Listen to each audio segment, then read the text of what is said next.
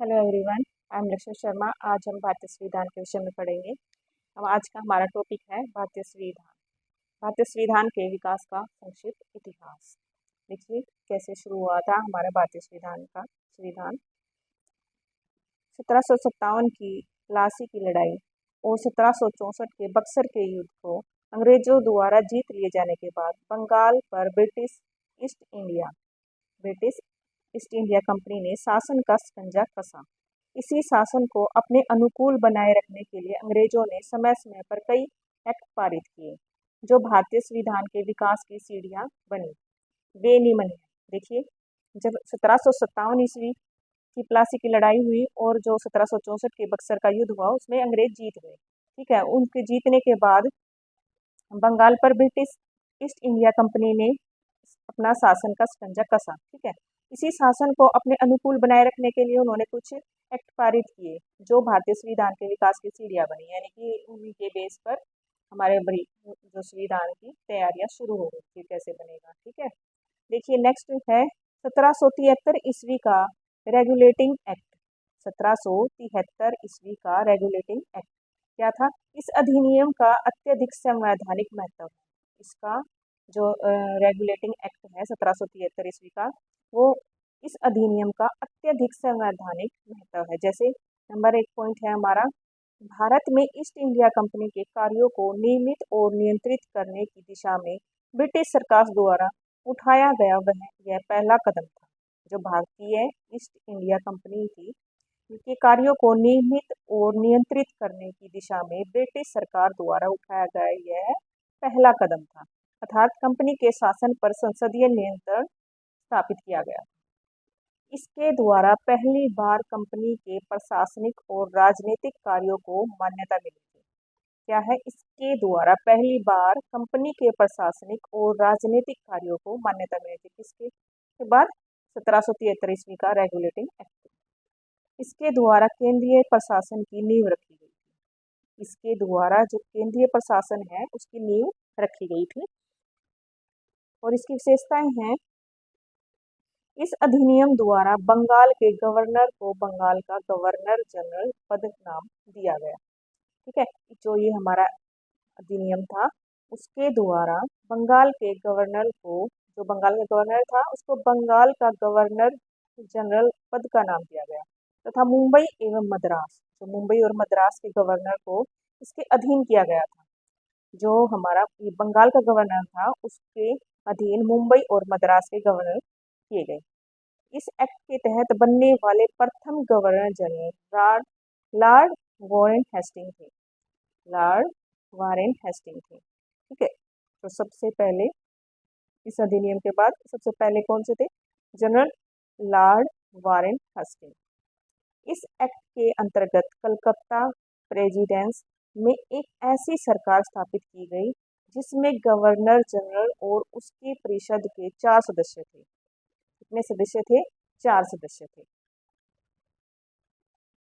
जो अपनी सत्ता के उपयोग संयुक्त रूप से करते थे। देखो, इस एक्ट के अंतर्गत कलकत्ता प्रेसिडेंसी में एक ऐसी सरकार स्थापित की गई जिसमें गवर्नर जनरल और उसके परिषद के 4 सदस्य थे, जो अपनी सत्ता के उपयोग संयुक्त रूप से करते थे, चारों मिलकर करते थे।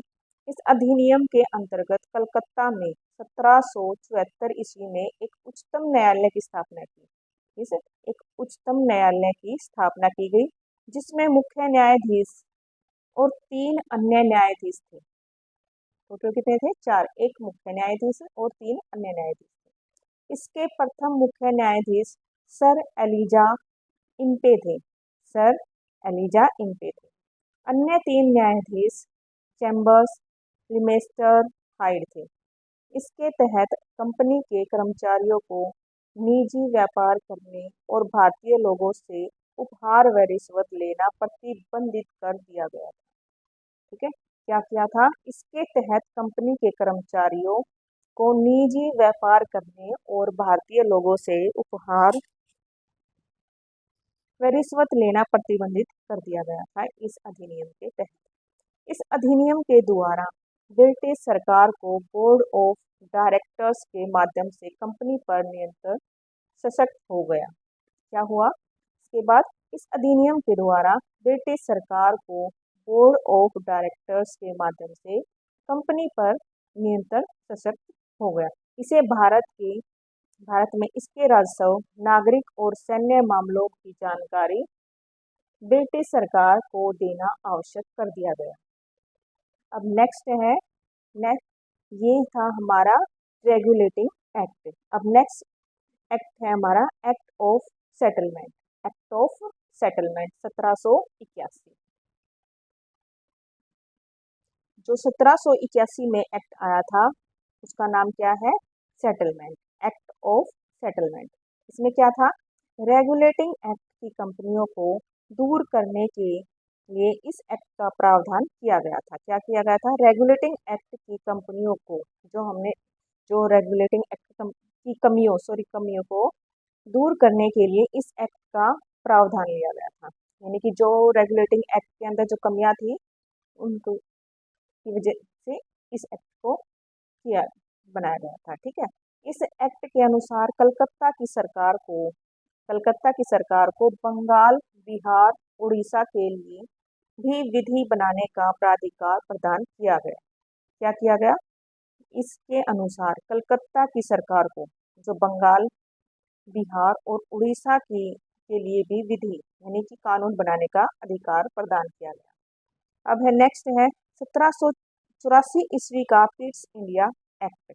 इसके बाद कौन सा एक्ट आया? 1784 ईस्वी का पिट्स इंडिया एक्ट। इस एक्ट द्वारा दोहरे प्रशासन का प्रभाव हुआ। इस एक्ट के द्वारा क्या हुआ? दोहरे प्रशासन का प्रभाव हुआ। नंबर 1 है बोर्ड ऑफ डायरेक्टर्स। इसमें क्या है? व्यापारिक मामलों के लिए, ये क्या है? व्यापारिक मामलों के लिए। और दूसरा है बोर्ड ऑफ कंट्रोलर, ये किसके लिए है? राजनीतिक मामलों के लिए। जो 1784 ईस्वी का जो पिट्स इंडिया एक्ट था उसमें दोहरे प्रशासन का प्रभाव हुआ। एक तो बोर्ड ऑफ डायरेक्टर्स और दूसरा है board of controller. Board of directors व्यापारिक मामलों के लिए और जो बोर्ड ऑफ कंट्रोलर है वो राजनीतिक मामलों के लिए। फिर 1793 ईस्वी का चार्टर अधिनियम आया। इसके द्वारा नियंत्रण बोर्ड के सदस्यों तथा कर्मचारियों के वेतनादि को भारतीय राजस्व में से देने की व्यवस्था की गई। इसमें क्या था? इसके द्वारा नियंत्रण बोर्ड के सदस्यों तथा कर्मचारियों के वेतनादि को भारतीय राजस्व में से देने की व्यवस्था की गई। जो भारतीय राजस्व था उसमें से देने की व्यवस्था की गई थी। अब जो नेक्स्ट है हमारा 1813 ईस्वी का चार्टर अधिनियम। 1813 ईस्वी का चार्टर अधिनियम। इस अधिनियम की मुख्य विशेषता है, क्या विशेषता है? नंबर 1, कंपनी के अधिकार पत्र को 20 वर्षों के लिए बढ़ा दिया गया। जो कंपनी के अधिकार पत्र थे, जो कंपनी का अधिकार था वो 20 वर्षों के लिए बढ़ा दिया गया। और सेकंड है कंपनी के भारत के साथ व्यापार करने के एकाधिकार को छीन लिया गया। यानी कि जो कंपनी के भारत के साथ जो व्यापार करने का एकाधिकार था, इकलौता अधिकार था, वो छीन लिया गया। किंतु उसे चीन के साथ व्यापार एवं पूर्वी देशों के साथ चाय के व्यापार के संबंध में 20 वर्षों के लिए एकाधिकार प्राप्त हो गया। यानी कि वो चीन के साथ व्यापार एवं पूर्वी देशों के साथ चाय का जो व्यापार था उसमें एकाधिकार दे दिया गया था कंपनी को। कुछ सीमाओं के सभी ब्रिटिश नागरिक के लिए भारत के साथ व्यापार खोल दिया गया। जो कुछ सीमाओं के अधीन सभी ब्रिटिश नागरिकों के लिए भारत के साथ व्यापार खोल दिया गया। यानी कि कोई भी व्यापार कर सकता था भारत के साथ। 1813 से पहले ईसाई पादरियों को भारत में आने की आज्ञा नहीं थी, परंतु 1813 ईस्वी के अधिनियम द्वारा ईसाई पादरियों को आज्ञा प्राप्त करके भारत आने की सुविधा मिल गई। उसके बाद जो ये ईसाई पादरी थी वे भी आना शुरू हो गए व्यापार के लिए। नेक्स्ट है 1833 ईस्वी का चार्टर अधिनियम। इसके बाद क्या आया? 1833 ईस्वी का चार्टर अधिनियम। इस अधिनियम की मुख्य विशेषताएं हैं, इसके द्वारा कंपनी के व्यापारिक अधिकार पूर्णतः समाप्त कर दिए गए। जो कंपनी का व्यापारिक अधिकार था वो पूर्णतः समाप्त कर दिया गया। अब कंपनी का कार्य ब्रिटिश सरकार की ओर से मात्र भारत का शासन करना रह गया। क्या रह गया? मात्र भारत का शासन करना रह गया। बंगाल के गवर्नर जनरल को भारत का गवर्नर जनरल कहा जाने लगा। जो बंगाल का गवर्नर जनरल था वो भारत का गवर्नर जनरल कहलाने लगा। नंबर 4, बम्बई और मद्रास के परिषदों की विधि निर्माण शक्तियों को वापस ले लिया गया। विधिक परामर्श हेतु गवर्नर जनरल की परिषद में विधि सदस्य के रूप में चौथे सदस्य को शामिल किया गया। जो विधि परामर्श हेतु गवर्नर जनरल की परिषद में विधि सदस्य के रूप में चौथे सदस्य को शामिल किया गया। पहले इसमें 3 थे। नंबर 6, भारत में दास प्रथा को विधि विरुद्ध घोषित कर दिया गया, यानी कि दास प्रथा को खत्म कर दिया गया और 1843 में इसका उन्मूलन कर दिया गया। नंबर 7 है, अधिनियम की धारा 87 के तहत कंपनी के अधीन पद धारण के लिए किसी व्यक्ति को धर्म, जन्मस्थान, मूल, वंश या रंग के आधार पर अयोग्य न ठहराए जाने का उपबंध किया गया। नंबर 8 है, गवर्नर जनरल की परिषद को राजस्व के संबंध में पूर्ण अधिकार प्रदान करते हुए गवर्नर जनरल को संपूर्ण देश के लिए एक ही बजट तैयार करने का अधिकार दिया गया। भारतीय कानूनों का वर्गीकरण किया गया तथा इस कार्य के लिए विधि उपयोग की नियुक्ति की व्यवस्था की गई। 1834 में लॉर्ड मैकाले की अध्यक्षता में प्रथम विधि आयोग का गठन किया गया। जो 1834 में लॉर्ड मैकाले आए थे, की अध्यक्षता में प्रथम विधि आयोग का गठन किया गया। हम नेक्स्ट चार्टर अधिनियम नेक्स्ट वीडियो में करेंगे। आज हम इस वीडियो में यहीं तक करेंगे, ठीक है। अगर आपको इस टॉपिक में कोई डाउट हो तो प्लीज़ कमेंट करें और मेरी वीडियो अच्छी लगी हो तो प्लीज़ लाइक करें और मेरे चैनल पर फर्स्ट टाइम आया है तो चैनल को सब्सक्राइब करें। Thank you for watching.